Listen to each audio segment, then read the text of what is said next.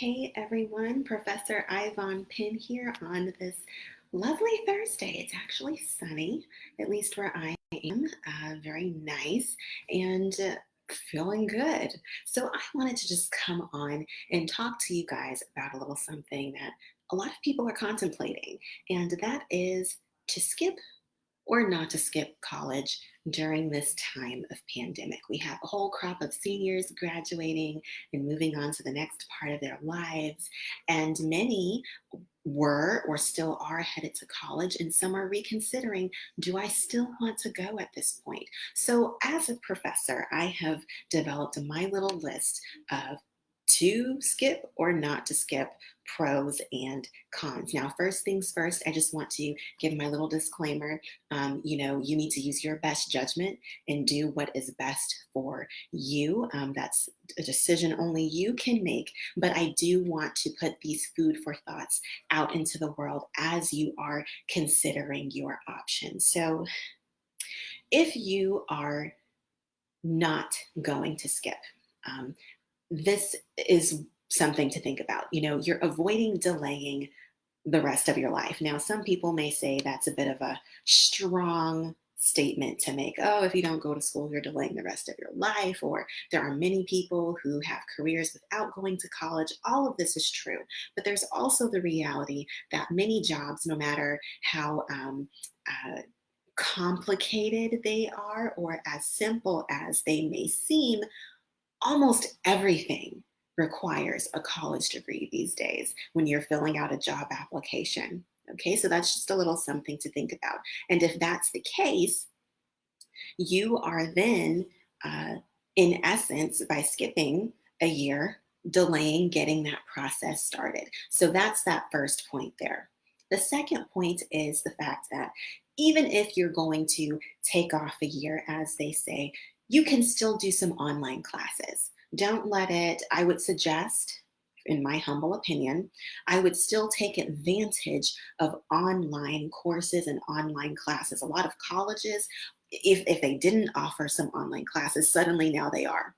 Okay, so do your research, keep up with that. And that's a way where even if you don't necessarily want to be living in a dorm kind of situation, or whatever your reasons may be, pandemic or not, for to college or to not college, or to skip a year or not skip a year before college, um, I always say utilizing online courses to get a few of those credits under your belt is always a good idea, in my opinion. Now, if you are going to skip a year, okay, here are some things that I am planting in your mind. Saving some money. This is one I hear a lot. Oh, I'm going to take this time to work and to save some money. So really do that.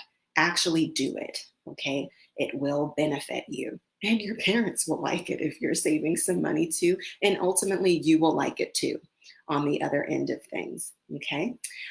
Get some work experience. Now, this kind of goes hand in hand with what I was saying before. A lot of work experience wants you to have a college education. Now, when I say get some work experience, I don't mean ultimately I want to be a doctor, so this summer I'm gonna go work at the local McDonald's. No, no disrespect to the folks at McDonald's, but here's what I'm saying. When I say get work experience, what I mean is try to work at an establishment that is a part of the field you want to enter. This way, a lot of time, even when you come out of college, people are going to want to know, how many years of experience do you have in XYZ area of XYZ field of expertise? And you don't want to have a whole year of work experience that is not contributing or adding to that. Now, I get it. You may not yet know, if you are a student, exactly what you want to do, but to the best of your knowledge, a lot of people have a pretty good inkling of what they want to do. So for me, for example, before entering the field that I chose, I just knew that I wanted to be a pediatrician. Growing up, I loved my doctors. My parents said I always played doctor at home. I loved it.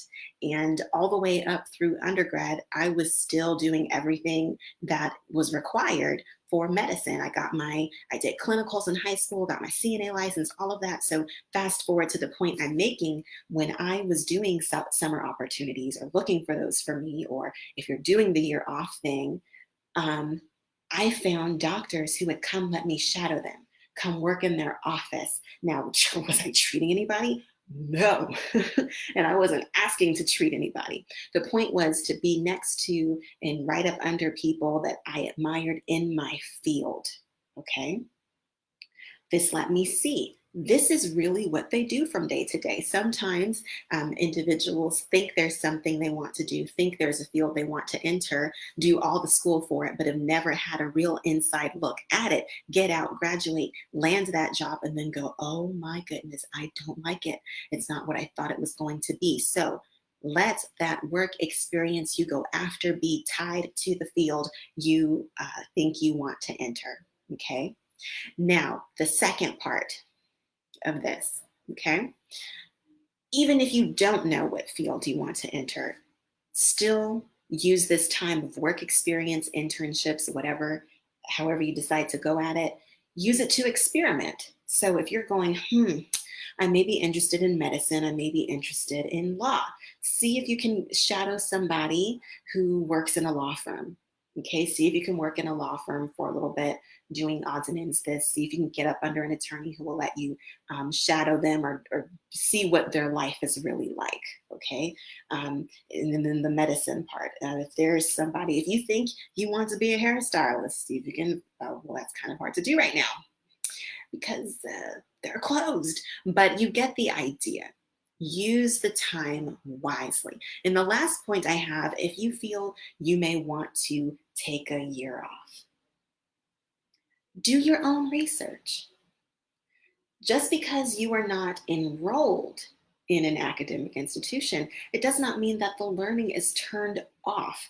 As an entrepreneur, I am always looking up things to help me and aid me in the building of my own brands, my whatever, the things that interest me as an educator, as a theater artist, as a professional editor, all those different things. Do research of your own. Figure out what's the latest. What are the latest trends? XYZ, XYZ. Dig it up, go find it out, and be as much of an expert in your field that you're thinking you want to enter as possible. Then, when the time comes, if you decide, I've had the year off, now I'm ready to apply to school, you can speak so intelligently in your admission papers, essays, all of this admission materials about, they're going to ask, why do you want to come here? What do you want to study? All these different things. You can speak so intelligently and be set apart from your peers in this way. Okay? So these, again, were my to skip or not to skip, pros and cons.